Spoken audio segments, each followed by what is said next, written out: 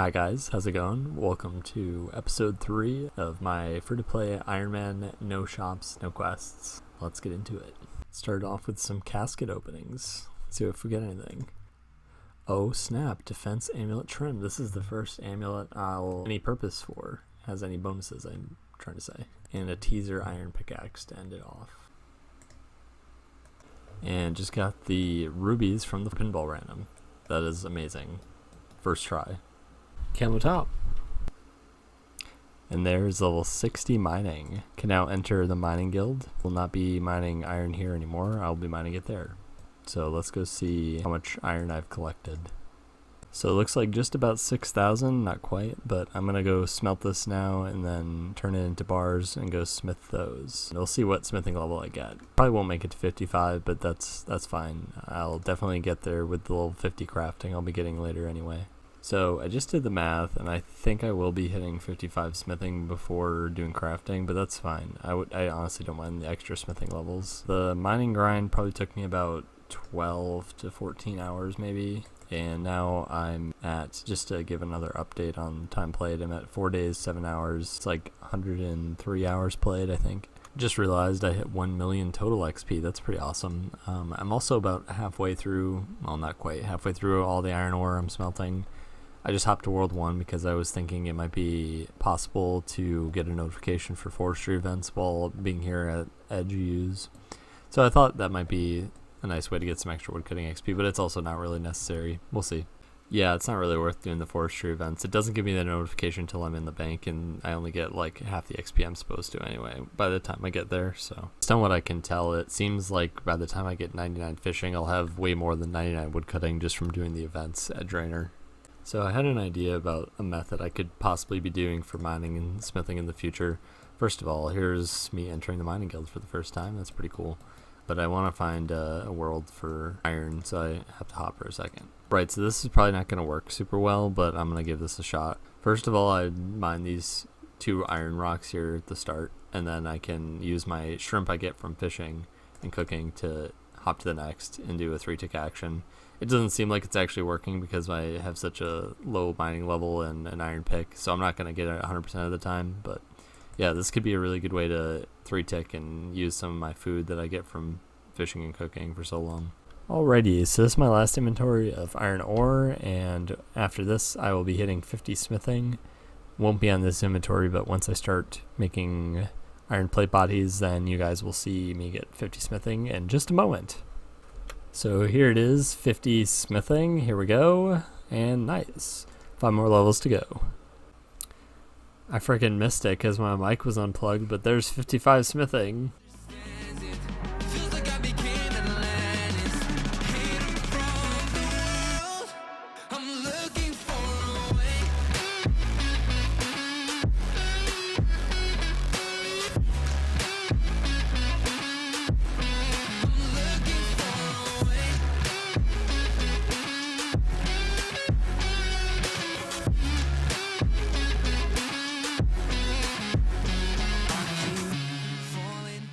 So I've got another 5 caskets. Here we go. Black long, that's nice. Another amulet of defense trimmed. Okay. And that's it. Another 5 caskets. Let's go. And nothing interesting. But there's 50 clue scrolls completed. So I took a little detour from the crafting smithing grind and moved on to training some rune crafting, which I've gotten tired of staring at level 12, so I'm going to get to level 20 now. I killed enough minotaurs for that, and I've also gotten a few caskets in the meantime, so I'll open these and see what we got. And nothing useful once again. There's level 14 runecraft. I can now make fire runes, and I will go do that. And there's level 20 runecraft. I can now make body runes, which is what I'll be doing for the rest of this account. Very cool. Alright, it's been a few hours since the last clip. Approximately, this grind has taken me probably about 10 to 12 hours once it's completed. I have been experimenting with double hopping, which is something I mentioned when I was doing Boneyard. Essentially what this means is I have 2 clients open and I'm clicking the world hop button while the other one is loading the world. So essentially I'm logging in between the please wait in the top left here. I'm able to collect these gold ores a little bit quicker. I just did some math, and single hopping seems to be about 6.6k per hour crafting XP, and when I'm double hopping it goes up to 8.5k XP per hour. So it's not exactly double what you would assume, but it's 22% faster. So I think I've done some in this grind. I'm currently level 48 crafting out of 50, almost level 49, and I only have about 2 hours left of this. So yeah, just for future reference, I'll probably be doing this long term. And here I go making the ruby amulet unstrung. Let's shear sheep with those shears I got from episode 1. And let's spin the wool and string. And now I can enchant it. Look at that. Amulet of Strength. Oh my gosh, took so long. So the next goal is to acquire some decent food for killing Obor and Bryophyta, and I'm going to attempt to make 1,000 anchovy pizzas. What that entails is collecting 1,000 tomatoes, 1,000 cheese, and also picking up 1,000 wheat, processing it in a mill, cooking it, and cooking anchovies and adding those to pizza. So this is going to take a while, but I just thought it would be an interesting thing to do. So if you're unfamiliar, you can actually pick up cheese and tomatoes from Aggie's house, which is right next to the bank here in Drainer Village. I think the other alternatives, if you were able to use shops, are the one in the Wilderness, and I think maybe even that one in Port Sarum has cheese and tomato. So, right, so I've taken a break from the cheese and tomato collecting just to collect some anchovies and cook them. I don't quite have enough to match the amount of pizzas I'll be making. I also came across the table that shows the percentage of amount of pizzas you'll burn at certain levels, and I didn't realize that. For some reason it crossed my mind that I actually will burn things. I haven't had less than 99 cooking in a while, to be fair, so I just wanted to bring up something interesting to do with net fishing, shrimp and anchovies. I was talking to Tanner Dino a while ago, and if you guys didn't know, he's making a 2004 server with somebody, and essentially he's been going over the code for each type of skill, and apparently with net fishing, actually only catch a fish every 6 ticks as opposed to every 5 ticks. And it's actually possible, if you're noticing the XP drops, you can see it's 6 tick. Normally it's 5 tick with every other fish though, so apparently every fishing spot is coded differently, but he said that in this case you can actually spam click the fishing spot and you'll catch them every 5 ticks instead of 6, which is really peculiar. I guess I'll give an example here. And there it is, the 5 tick. There's 57 wood cutting. I can now make a waka canoe, which I think I can go all the way to the Wilderness now. And there's a little 50 cooking. Can I make chocolate cake? Right, so I've collected 1,000 cheese and tomato, but I've taken a break. I need to collect more just because of the chance of burning pizzas. And as you can see, I've also started to make pizza bases off camera. But I'm going to showcase my process so far and how I've been making them. Off, I take out 9 buckets, 9 pots. I weigh over to the cooking guild. Since I have some flour left from the last inventory, I withdraw that and then fill up the water buckets and make these into pizza bases while I'm here. So I drop everything on the floor, collect exactly 27 wheat, and head back to the guild. Head to the top floor and start processing this wheat. Everything back up. The pots and buckets back up. More pizza bases and create more. For some reason it jumbles up the items in my inventory, but that's not really a big deal. Since there's 18 more flour in this bin, I can extract the rest of it in just one inventory by creating the pizza bases and then filling it up to create more at the bank.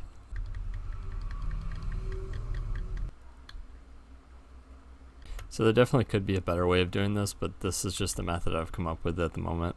I'm also aware it's probably not really worth me spending all this time making anchovy pizzas. I know for a fact there's better food sources out there that are more easily available to me.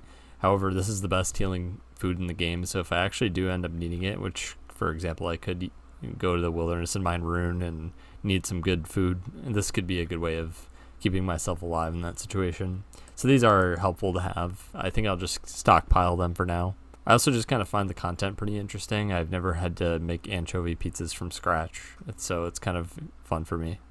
But for now, I think I'm going to go start killing some hill giants in Al-Kharid. For food source, I'll probably stockpile some kebabs. These are not a shop interface. It's a text-based interface of exchanging GP for kebabs. So in this case, I am allowed to use this shop. While I'm here in Varrock, however, I'm going to make a steel chain body because chain bodies are actually better against giants. It has a +1 higher bonus with their attack style than play bodies do, so this is more useful to me. Inventory of kebabs. Second kill, and I got a body talisman already. So I realized that the wilderness hill giants actually have a better drop rate for these keys, so I will be transitioning over to there once I hit 43 prayer. I think I have an idea in mind of how to kill them a certain way, so I'll employ that once I get there. The reason I mention that I'm staying here for prayer is because there's this 3 bone spawn here that I can bury in between killing hill giants, so this is a pretty good way of gaining some extra prayer XP on top of what I'm getting from the big bones. Alright, here's 5 more caskets. And nothing. Alright, here is 43 prayer. Can now protect from melee. Awesome. I'm gonna head over to the wilderness now. I'm on 268 kill count, by the way, and I have yet to get a hill giant key, so that sucks, but wilderness will be quicker, hopefully. Alright, so I went back to making pizza bases, and I'm at 500 now. I'll get back to you guys once I hit 1,000, and I'll make some anchovy pizzas, hopefully. There is 1,000 pizza bases. While I'm in Varrock, I think I'm gonna create some energy potions by talking to the apothecary down here. You need limpworts and chocolate dust. So yeah, I got this knife from episode 1, I think, so I think you can also use a chisel, maybe? This is a interesting interface. I don't think I've seen this one before. I don't know why it only made that. Oh, it's 2 limpworts per. That's unfortunate. Oh well, I just needed a few anyway. Apothecary interface used to just be text-based, but now it seems to have some odd interface they decided to add at some point. Shops I'm not using are just the standard interface ones. Those are what I'm limiting myself to. I'd like the idea better of not having to buy runes or arrows or things like that. Things like that where I'm exchanging items, exchange for other items, I think that's fine with me. Just to add to the pizza making roleplay, I'm going to pick myself up an apron. Oh yeah. Alright, now I've got to add 1,000 tomatoes and 1,000 cheese to these pizza bases. Here we go. Oh my gosh, this is actually really slow.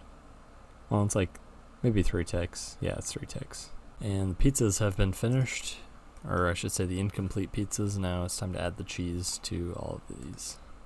And that is all the uncooked pizzas I have to make. Time to cook them. There's 55 cooking. I can now make anchovy pizzas.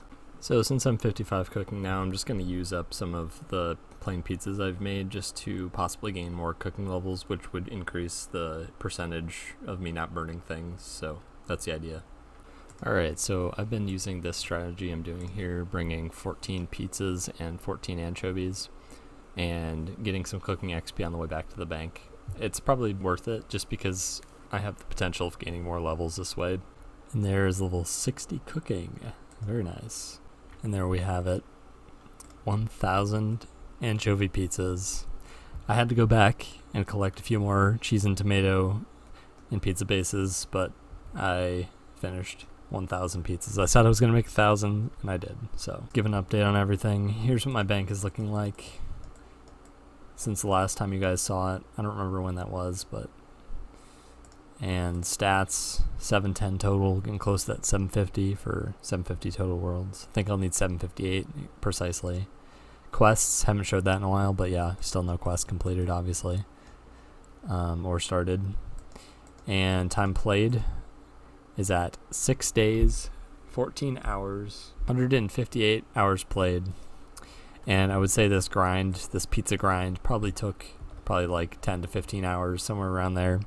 Definitely wasn't expecting it to take that long, but we did it. The next thing I'm going to be doing is going to Karamja and killing some lesser demons. This is to get the rune medium helmet drop. I realize I could be getting the rune full helm drop from greater demons in the wilderness, but I really just don't feel like doing that. I'm just going to be killing a few of these. Hopefully I can get the drops in a reasonable amount of time. For one, the rune med. Number 2, mithril chain, and 3rd, the mithril square. I could gain a few smithing levels and be able to get these items, the mithril items I should say, but I just don't really feel like smithing right now. And here's my first time going to Karamja on the account. So I'm thinking I'm probably going to be using protection from melee while killing hill giants in the wilderness, at least the ones that'll be within the melee range. So I don't really need too much defense bonus. However, I probably will get hit a few times, so I figure it's probably for the best to have some decent gear, especially since I'm going to be fighting Obor and Bryo pretty soon anyway, too, after I get the keys. Although my stats will be probably high enough to do it without taking much damage. Kidding me. I got the rune med on the first kill. Like, I'm not kidding. I didn't even notice. I was just spam clicking the ground to pick up my arrows, and I got the rune med. I really don't even feel like killing 128 of them just to get some mithril items in that case, so I'm just going to go start killing some hill giants in the wilderness. Before I head to the wilderness, I think I'm just going to make some mithril items here real quick. I've got very little XP until 58 smithing, so I'm just got some coal ore to make the mithril bars I need. Might need to smith just a couple things in order to get 58 smithing. I realize I could use the Dwarven stout that I have, but might as well just get the level. I'm already there pretty much. I think I've got some iron in the bank, so I can just do that. But what I'm going to make is a mithril square and also a mithril axe. I've forgotten to make that, even though I do have the ability to. I haven't really needed it, to be fair, so it's not a huge deal. Alright, so here's the mithril axe. There's 58 smithing. Mithril square. There's that. Alright, so it might not look like much, but this is the gear that I'm going to be using to kill hill giants in the wilderness. I've got some energy potions in case PKers come, I can run away. Anchovy pizza is the best food I can possibly get. Prayer, can pray against whatever they're attacking you with. I've got leather chaps instead of plate legs because plate legs reduce ranged bonus, which I will be using range to kill hill giant on the opposite side of the lava in the lava maze, and then I'll stay on one side and kill the hill giant with melee until that one's dead, and pray flick protection from melee so I don't use food, and I'll do this until I get a decent amount of keys. There's a little 50 strength. There it is, the first giant key, long way ahead of me. So I'm going to be super paranoid and leave every 5 keys, I think, just in case, because I realized when you hit the items dropped upon death, you can see that items deleted, giant key. So I don't want to risk even 5 keys. I think that's a bit too many. So hill giant trip to the wilderness number 2, and I forgot to bring arrows, so I am killing these 2 hill giants, this guy right here, and then another one a little bit farther north. But I just wanted to check in and say I've figured out how to prayer flick these guys. It's actually pretty easy. At first I thought it was going to be really annoying because they have like a 6-tick cycle or something like that. But as you can see, after I hit every other hit, so like, okay, this is not going to be the best explanation. Just want to say that first of all. This one, I flick 1 tick before I attack. This one I flick 1 tick after I attack. So here's the before. I messed up, and then here's the after. After, flick. Well, he would have hit me, but you guys see the point. Alrighty, maybe a bit of an abrupt conclusion, but this is going to be the end of the episode. I just wanted to say that I will be doing a live stream using all of these keys that I get from hill giants, and I might even move on to moss giants, depending on how many I get in the coming weeks. But look in the description and you'll see information on that, hopefully. I will be uploading this quite far into the future as to when I'm recording it. Maybe not quite far, but a couple weeks before, likely. So yeah, keep in mind things might change. I'll probably make a community post, so if you subscribe, you'll probably see that come up in your subscription box. So yeah, I hope you guys enjoyed the video. Once again, thank you guys for all the support I've been getting in comments. Everyone says they love the videos, so thank you so much. Anyway, hope you guys have a nice day, and take care.